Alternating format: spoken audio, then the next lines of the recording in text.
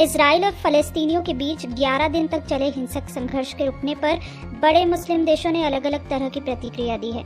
शुक्रवार को दोनों पक्षों के बीच संघर्ष विराम की घोषणा की गई थी। दोनों ने ही संघर्ष विराम को इस टकराव में अपनी जीत बताया है।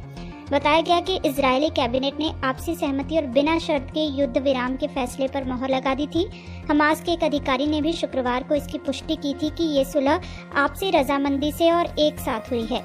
इसके बाद पाकिस्तान के प्रधानमंत्री इमरान खान ने कहा कि फलस्तीनियों के मुद्दे पर दुनिया की बदलती राय ही शक्तिशाली देशों को इजराइल से अपना समर्थन वापस लेने को मजबूर करेगी। इमरान खान ने कहा कि दुनिया भर में फलस्तीनियों के मुद्दे पर लोगों की सोच बदल रही है, जो कि एक अच्छा संकेत है और वो दिन दूर नहीं है जब फलस्तीनियों को उनके अधिकार मिलेंगे।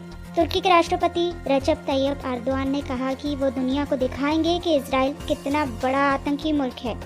प्रेस से बात करते हुए एर्दोआन ने कहा कि हमारे विदेश मंत्री और उनके समकक्ष जिनके साथ हम सहयोग से कार्य करते हैं, उन्होंने गुरुवार को हमारे एक सांसद और यूएनजीए के अध्यक्ष वोल्कर बोस्कीर की अध्यक्षता में एक सफल सत्र आयोजित किया।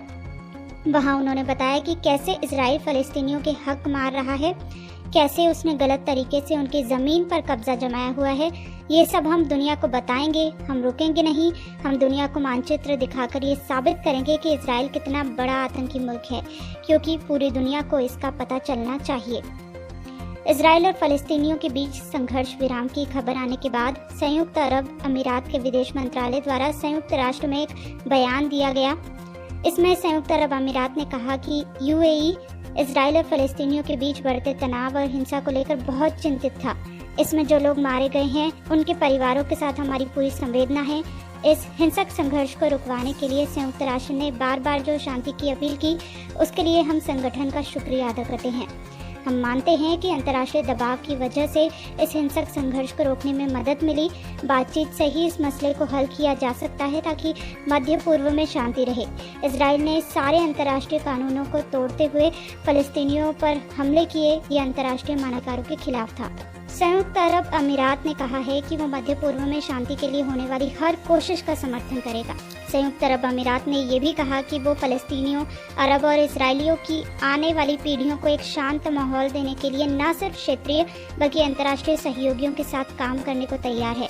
कतर के विदेश मंत्री शेख मोहम्मद बिन अब्दुल रहमान अल थानी ने इजराइल और फलस्तीनियों के बीच युद्ध विराम का स्वागत किया है। उन्होंने कहा कि आम लोगों की सुरक्षा के लिए जंग पर रोक जरूरी है। फलस्तीनियों के मुद्दे पर उन्होंने एक कोऑर्डिनेशन बैठक की, जिसमें संयुक्त राष्ट्र के महासचिव एंटोनियो गुटेरेस ने भी शिरकत की।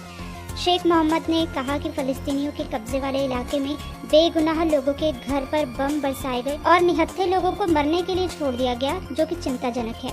कतर ने गजा में हवाई हमले करने के लिए इजराइल की कड़े शब्दों में आलोचना की। कतर ने संयुक्त राष्ट्र सुरक्षा परिषद के बारे में भी कहा कि इस हिंसक संघर्ष के दौरान संगठन की निष्क्रियता इस अंतर्राष्ट्रीय संस्था की विश्वसनीयता पर कई सवाल खड़े करती है। ईरान के सर्वोच्च नेता अयातुल्लाह अली खामेनेई ने सभी मुस्लिम देशों से फलस्तीनियों को सैन्य और आर्थिक रूप से समर्थन देने के अलावा गजा के पुनर्निर्माण में उनकी मदद करने का आह्वान किया। हमास के अलावा ईरान ने कब्जे वाले वेस्ट बैंक में फलस्तीनी आबादी के नेता मोहम्मद अब्बास का भी समर्थन किया है। खामनेई ने कहा कि इजराइल शासन के सभी प्रभावशाली तत्वों और दोषी प्रधानमंत्री नेतन्याहू पर अंतर्राष्ट्रीय और स्वतंत्र अदालतों द्वारा मुकदमा चलाया जाना चाहिए।